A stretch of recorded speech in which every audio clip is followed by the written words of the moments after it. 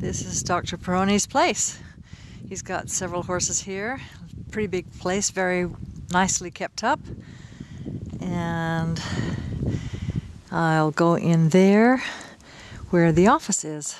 And this is the office, Dr. Pirrone's office, where we go in and meet Jennifer.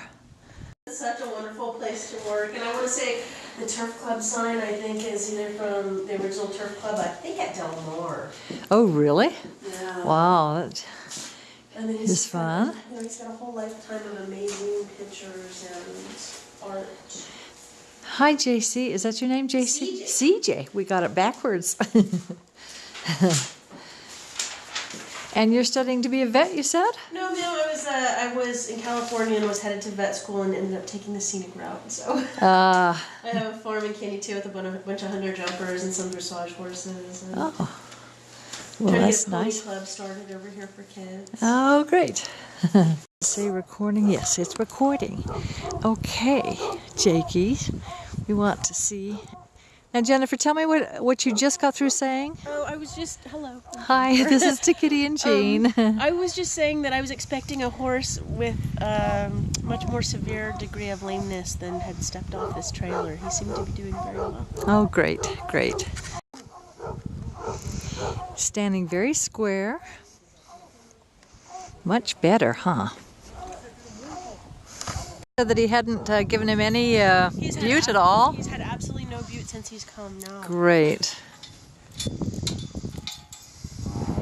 And he doesn't show any signs of ulcers or anything like that, right? Not that I'm aware of. You'd have to double check that with Doc, but Uh-huh. not as far as I know, ma'am. And he seems to be very happy. You know, he'll be jumping around in here when he feels good. Oh, yeah. Not even a very big pen. No. No bute. This is whatever he was given at Pat's. Uh-huh. And Hi, sweetheart. What a good boy.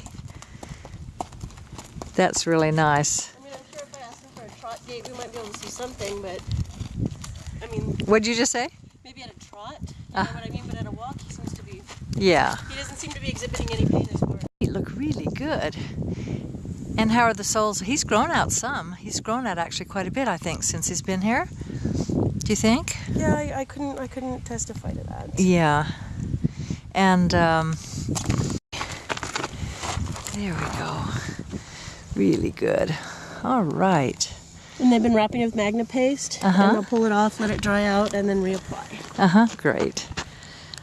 Sweetie boy. Yes, we miss you. We do. Yeah, I mean, he's, you know, we've known this horse for the past 4 years. Okay. And seen him ride through the mountains and everything. I mean, he's just been an absolutely terrific horse, a great horse. And we were really quite surprised when Wolf wanted to sell him, but, you know, we had a bad fire last summer. Wolf lost his house, and he lost his truck, and he lost everything, and he was saying he was going to move, and he sold his trailer, and he's, you know, put Jake up for sale. Yeah. And boy, I just grabbed onto him. Yeah. So that email was pretty negative, huh? Very much so. And you know, like I said, I have about 30 horses at home, and a lot of them are boarders, and I was trying to think about under what circumstances would I write somebody a letter like that, and I thought, well, I've only had one founder at my place, and it was a horse that was real aged and had been a chronic founder case, but I probably cared for her for about 7 years before I had ever even seen an episode of laminitis. And it was heartbreaking, but you know, at no point in time, you know, I knew that it was a temporary condition if we could reverse it, and that you know, we'd medicate her for a little bit and give her time and see what happened. Of course, she was fine. So I didn't know. I thought, well, Pat's seen probably a lot more as far as hoof stuff, and she's definitely got more experience on me. So I thought, well, maybe she's seeing something that nobody else has. But I don't know. I really don't see that he has any pain, and that her answer was, you know, euthanasia is what surprises me. Yeah. And so when Doc went up there, Doc's very pragmatic too, and I've never known him to blow smoke up anybody's behind. No. So when he came back and said, "Oh, that horse is gonna be fine," I said, "Well, are you sure? He said, "No, I've seen things 100 times worse than that." And this is something we can work on.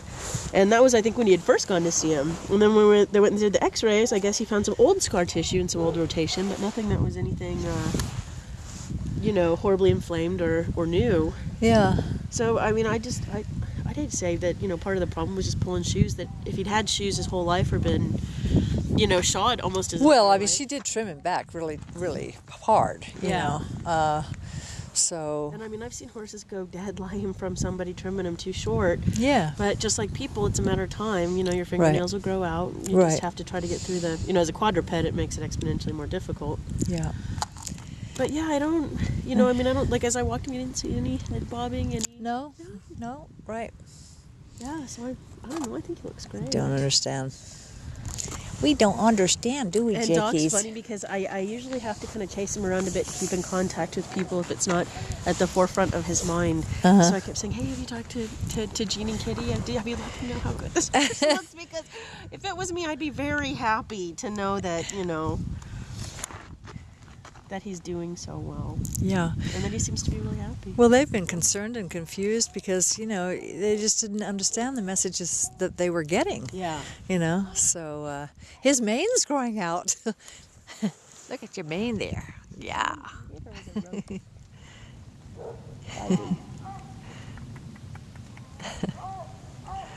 I definitely think he has a quality of life. I wouldn't see him as a euthanasia candidate at all. No, absolutely.